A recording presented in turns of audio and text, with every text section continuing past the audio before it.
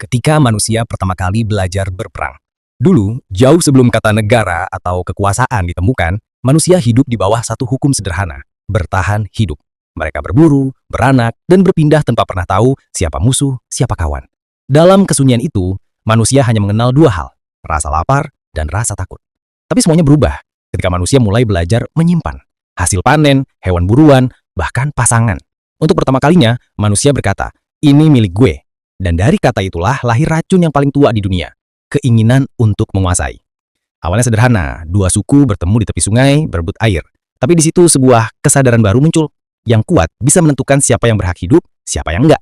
Itulah perang pertama manusia, bro. Bukan di medan tempur, tapi di dalam kesadaran. Zaman awal peradaban. Ketika peradaban Sumeria, Mesir, dan Indus mulai tumbuh, perang berubah dari naluri bertahan hidup menjadi alat pengatur dunia.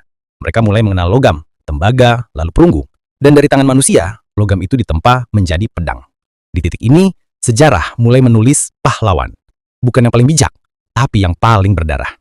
Sumeria menyebut Ninurta, Mesir mengenal Set, Yunani memuja Ares, dan lewat mitos, manusia menulis ulang dosa menjadi kebanggaan.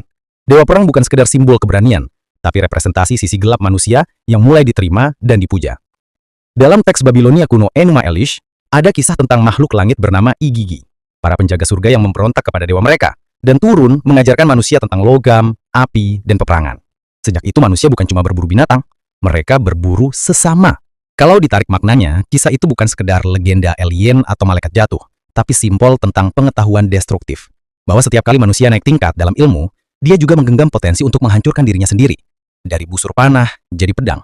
Dari pedang, jadi meriam. Dari meriam, jadi bom atom. Teknologi berkembang, tapi kesadarannya masih purba.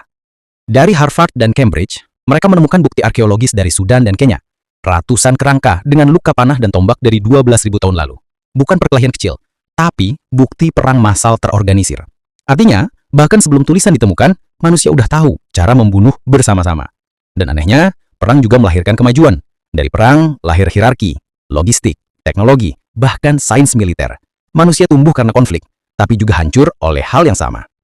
Sekarang perang nggak lagi selalu berdarah. Dia berubah bentuk, jadi ekonomi, politik, media, bahkan algoritma. Senjatanya udah gak terbuat dari logam, tapi dari narasi dan data. Manusia masih berperang, cuma kali ini yang dipertahankan bukan wilayah, tapi ego dan opini. Dan yang jadi korban bukan tubuh, tapi kesadaran. Jadi siapa yang pertama kali mengenalkan perang ke manusia? Bukan dewa, bukan iblis, bukan juga alien. Jawabannya, manusia itu sendiri. Ketika kita mulai membedakan antara aku dan kita, saat itulah benih perang ditanam di hati kita. Karena sejatinya, setiap kali manusia ingin menguasai sesuatu,